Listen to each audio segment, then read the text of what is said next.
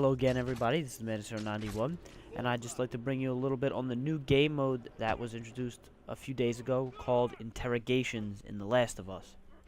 Now, since the game's release, there's only been two modes, Supply Rate and Survivors, but a recent patch has delivered us this very interesting and fresh game mode.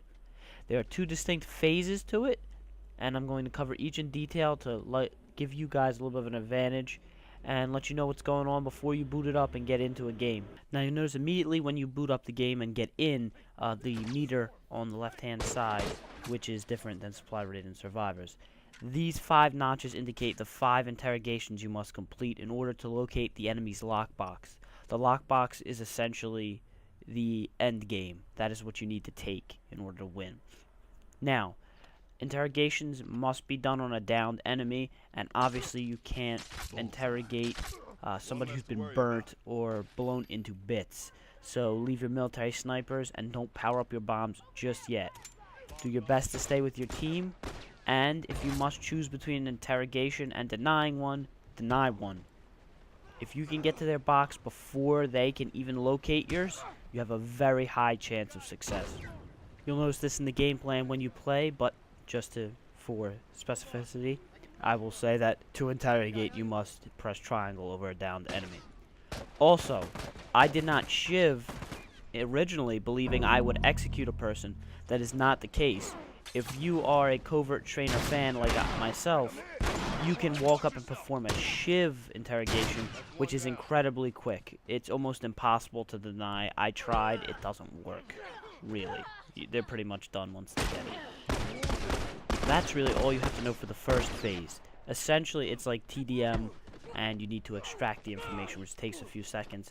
But if you were going for a special execution challenge, you would be doing that anyway, and you would be trying to finish them because they didn't count on that if you didn't finish them either. The second phase is where the game gets interesting, and in fact, your spawn behaviors and death time are actually even a little bit altered too. On offense, when you are attacking and you've found the lockbox, there will be a delay. It's not instantaneous. There will be a little message across the top that said locating. The enemy will be informed of where their lockbox is prior to when it shows up on your screen. Be very wary. Bombs are very common in this. They're laid all the time. And in fact, it's even recommended by the game that you lay some to protect yourself. Defense is important to keep in mind that when they find yours, you will know a good 20 to 30 seconds before, and the lockbox will never spawn right on them. It's dynamic, and it will be fair, and you'll get a chance to set up your defense. In terms of dying, be wary. Once you've located the lockbox and the lockboxes have come into play, you'll start to die much faster. It'll be very difficult to raise your people. This is so that you can't be downed and left on the ground while somebody unlocks the lockbox. If that were the case, everybody would just down, let them bleed out, and they'd win the game almost instantaneously. Running out of time here, but also, going to try and cram this in real fast. Also, the lockbox unlocks in phases. If you get a third and 2/3 open, you will save your progress at that point, able to finish faster.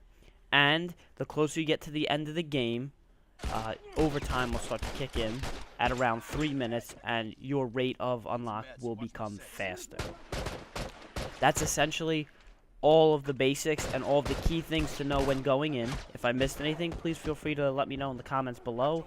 If you'd like me to make a class, I did come up with a pretty crafty class for this mode. Also let me know in the comments below, or give that a thumbs up. Keep it locked and loaded, everybody, and I will see you around.